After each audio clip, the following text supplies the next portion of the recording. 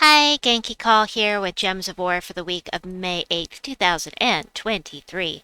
We are in Pan's Vale this week, but before we start going over troops that you can get with your event keys, I want to point out that the Radigar Cut Purse is available with your shards now. Over here at Dark Pits, let's see if I can grab one here. Yep, Radigar Cut Purse is in the drop table now. May have been there for a while, I don't know, but I just noticed it today, so anyway, the campaign tasks when PvP battles. Notice this does not say ranked PvP battles. You can do casual if you want. I'm guessing. I haven't actually tested out that theory, but I'm guessing that we can. So let's switch to casual and just double check this right quick. Right quick, because it's fun to say, and, I got that from my husband, and I just say it without thinking about it. So let's blow up all the things. Kapow! And blow up all of them, and that should count. If for some reason you don't like doing the ranked PvP, yep, it counts. Alright, so you see the little symbol here that means that we've got some trials here. I don't like the trials. Alright, so what we've got to fight here, the silent one is not fun. Elwyn is really dangerous in arena. I mean, he will destroy you very quickly in arena. Nessa is you're going to have to get rid of her quickly because she's giving life to all allies, and then Silvasi steals attack, so I'm not looking forward to this at all. Is it even worth it? I don't know. Anyway, let's go over stuff that's not so... As far as Pan's Vale troops go... yes, the new troop, I need to go over that, but I'll do that in a minute. Base rarity. The mythics that we have available are Pan, who does damage to 3 random enemies, knocks them to the back. People don't give him much respect, but you use him in a delve or in a world event, and he hits really hard. Plus, all wild folk allies gain 1 life in magic when matching 4+ gems.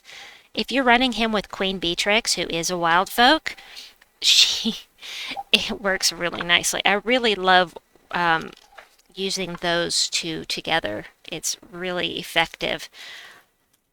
Anyway, also Impervious, which is super nice. Next up is the Wild King and the Wild Queen, and you know what? I don't know which I like better. I have a spotlight on the Wild Queen. I have a video as well on the Wild King with my favorite team that I use for autoplay, and every single day it's the best autoplay team I have found. The most, it can be used in any kingdom. Those videos will be at the end of this video. This guy enrages all allies, gives them attack, and then creates a mix of 22 skulls and yellow gems. Also, wild folk allies gain 1 magic when my turn begins, just like Pan. And he summons this Bone Storm at the start of battle. If you have something below him in your... Let me just pull this up. So if you had him here, if you had a troop or a hero that summoned a storm below him, then that would not happen.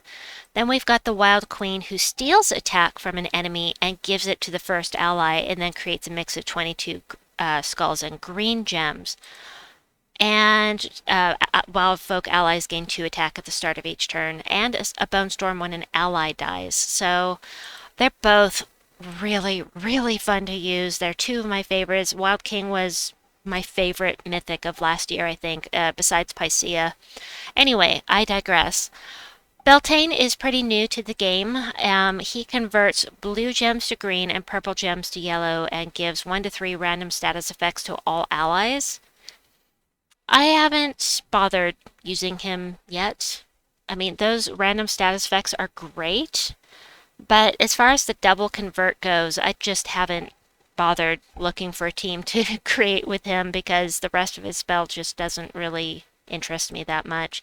There is a nature link, bonus green mana from green gem matches, so you match 3, you actually get 4, and give 3 life to all green allies when matching green gems. Next up, we've got the Bunny Nog. The Bunny Nog. Oh, oh, oh, it's just a harmless little bunny, isn't it? I love the nod to Monty Python. It's fantastic. Damage to an enemy. If the enemy is a knight, deal double damage, and there's a 50% chance to devour knights as well. So double damage with the spell, regardless if it's a knight, and the chance to devour as well. Plus 5 times skull damage versus knights. Booyah! Are you kidding? Yeah.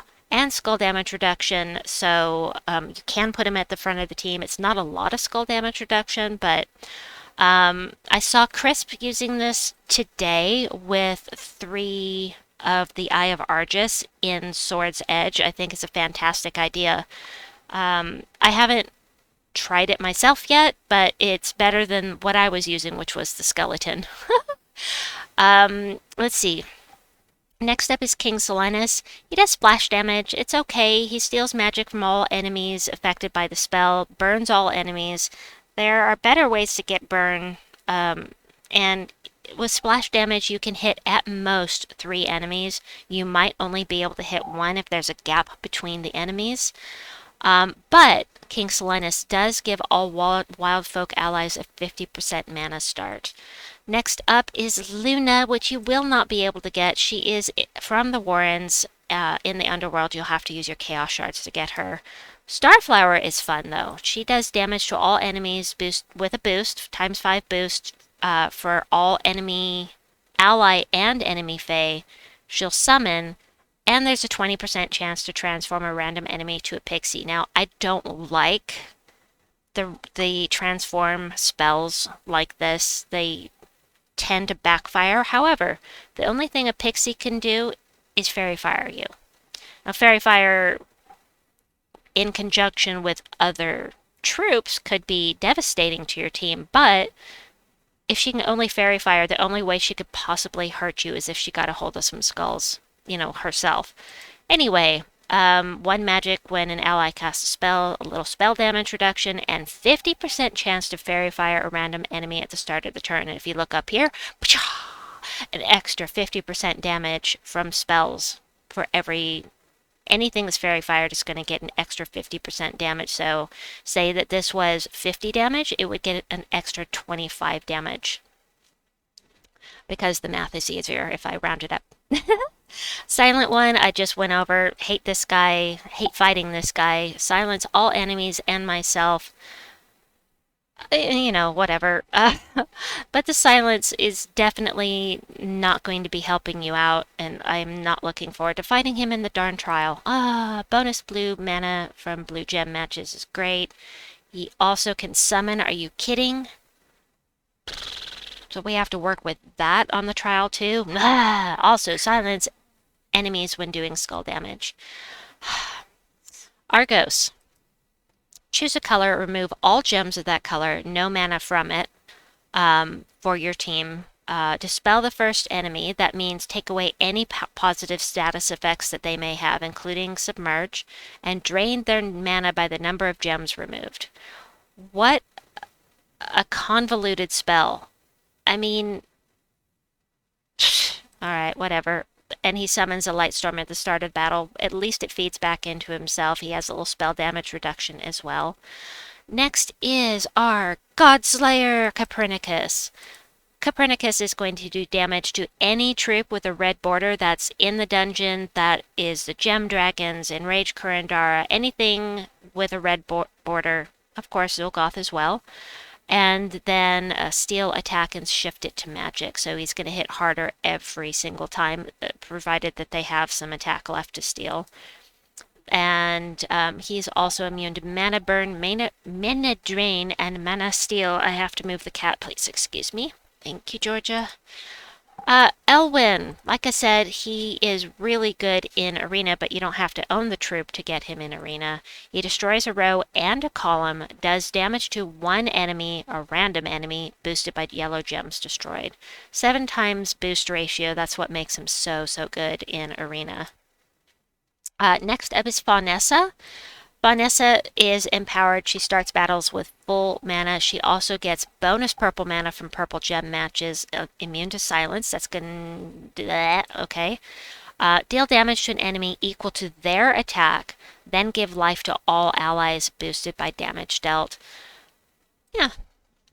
Next up is... Nope, that's from Warren's. Next.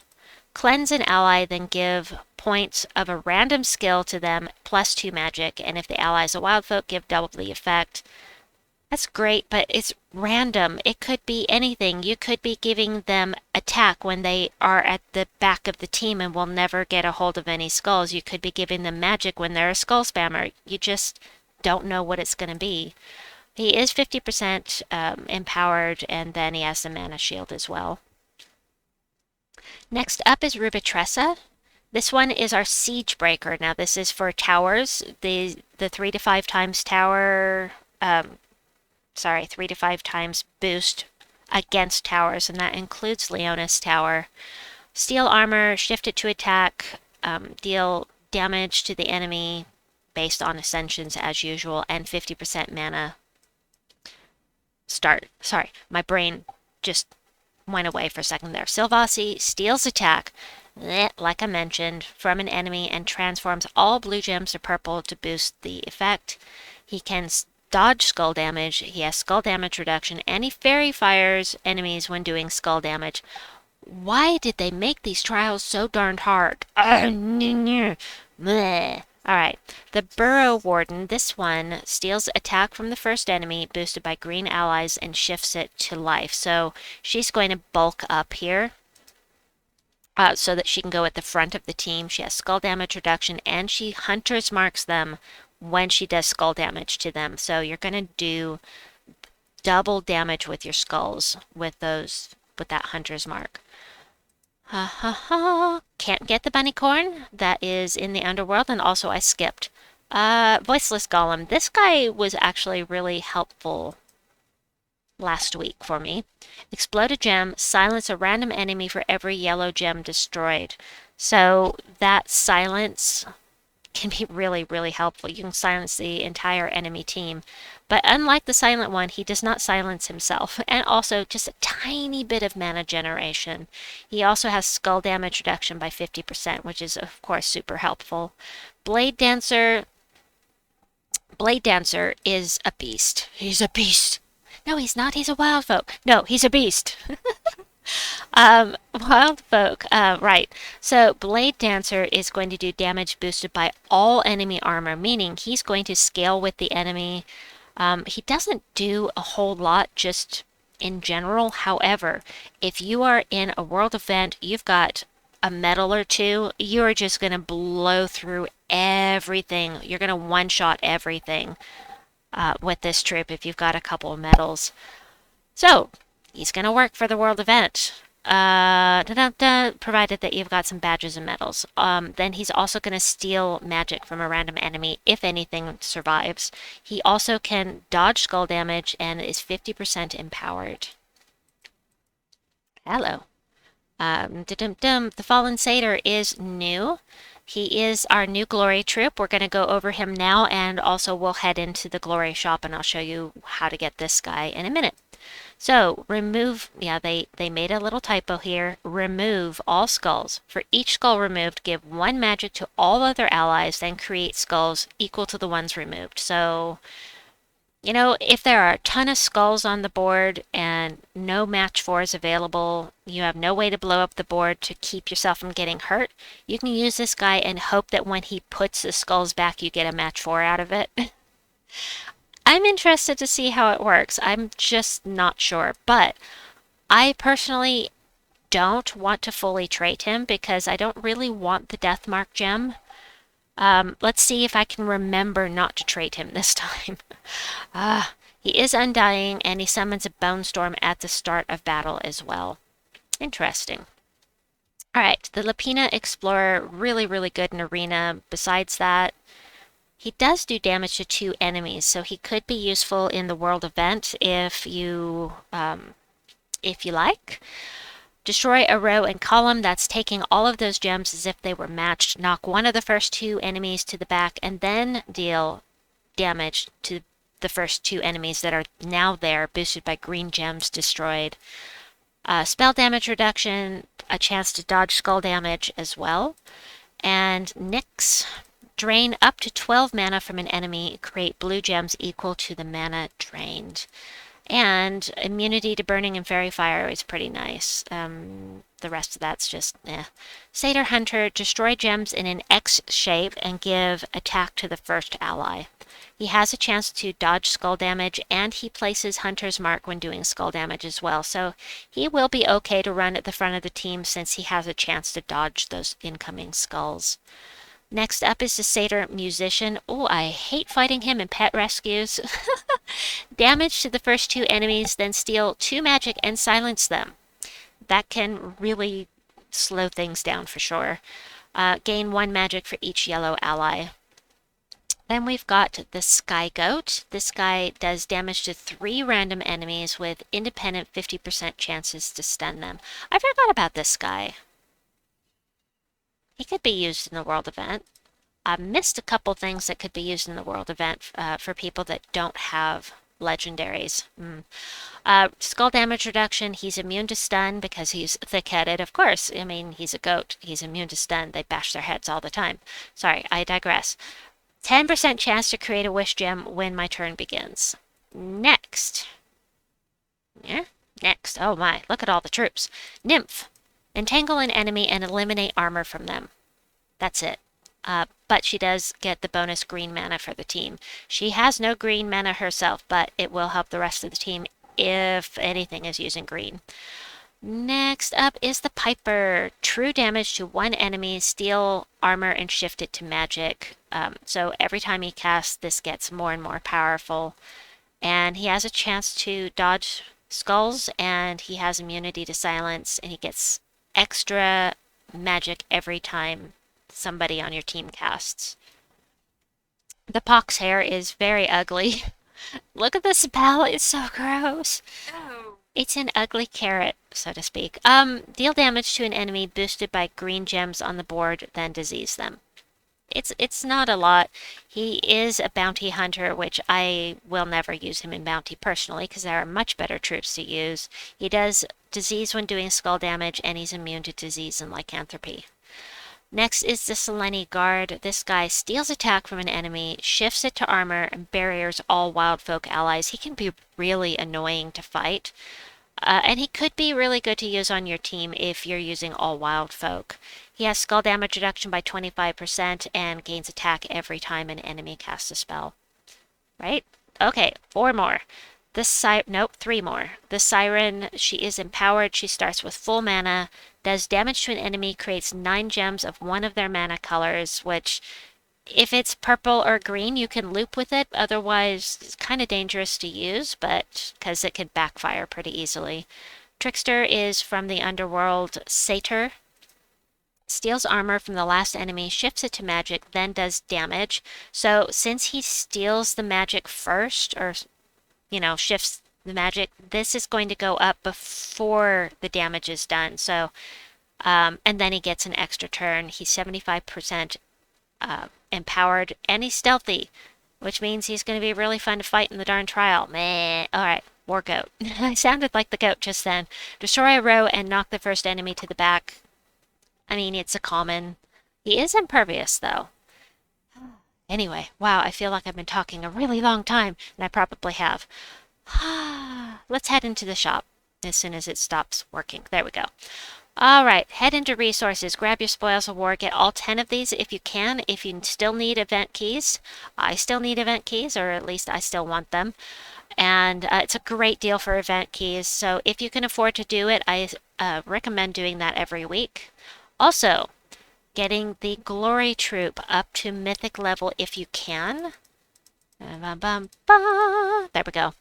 I had already bought one of these, otherwise it would have been 40. But if you can get this up to Mythic level every week, that will be 1 less troop that you have to get up to level, or one more troop that you will be able to get to level 20 when you need it for your power levels.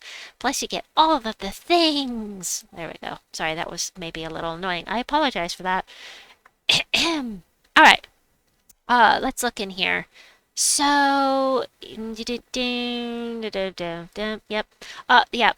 Eye of Argos is still in the drop table as the only mythic that you can get from keys, except for event keys, for this week until Friday reset.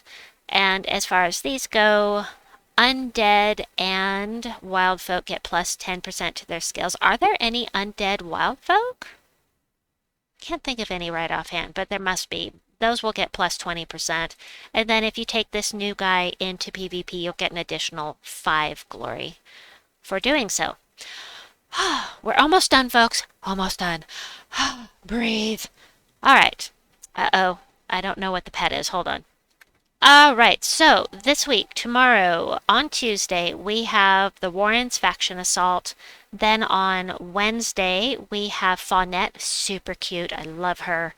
Fawnette will be on Wednesday. Then on Thursday, we have the Bard class trial. And this weekend, we have Raid Boss. So, need to get those. Boss killer is going to be Feymark. Feymark will be our Godslayer. Thank you, Georgia. If I could type, that would help. So, Feymark will be our Godslayer. So, might want to get him leveled up and ascended if you haven't done so already, so you can get as much damage to Zolgoth as you can. I keep saying I apologize. I'm very tired. All right, I'm done. That's it for this video. I hope that you enjoyed it. Oh, I forgot something very important. So I did mention the troops that you can get with your event keys in Pan's Vale. But one of them is in the Soul Forge. Hello. One of them's in the Soul Forge. So if you can't get it with your event keys this week, you will still be able to get the Scourge of Honor in... Mom. That is wrong. Sorry, he's not from here, is he? No, He's from Seder Mirage. I'm just thinking about him because he's available in the World Event. Forget everything I just said. Anyway, have a wonderful day or night wherever you may be, and we'll see you folks soon. Bye-bye!